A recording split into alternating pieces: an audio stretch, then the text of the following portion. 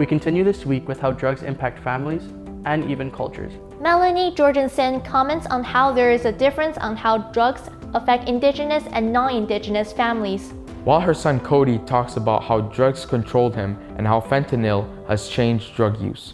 Addictions I believe they affect Indigenous communities in much greater depth than in other non-Indigenous communities. I mean, the ripple effect is far greater. You know, if you were going to throw a stone into the water, into the Okanagan Lake here, it'll only go out so far for, non-Indigenous communities. But for Indigenous communities, it'll go on forever and deeper because it affects everyone. When I first started using opiates, it was heroin, and it was a different drug. And then when I relapsed, it was fentanyl. And the first time I used fentanyl, I overdosed. It was never enough. The high wouldn't last as long, so I'd have to use more and more and more. And that's when I started overdosing. And that's when I seen a lot of people die.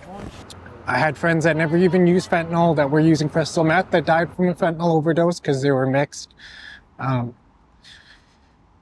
it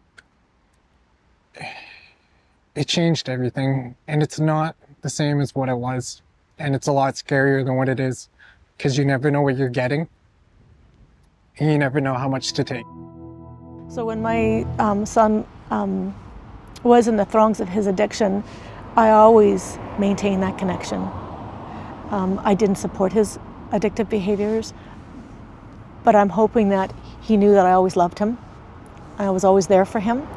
But as I got stronger, I knew about boundaries, and I set boundaries, but he always knew that I loved him. And I think maintaining that connection is huge.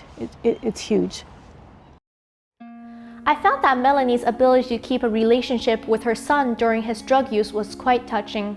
What I took away from her experience is that you don't always have to cut them out of your life. You can keep a relationship with the drug user, but you must create boundaries for your own well-being, and in doing so, you respect yourself, yet showing them that they aren't completely alone when they will need the help to turn their life around.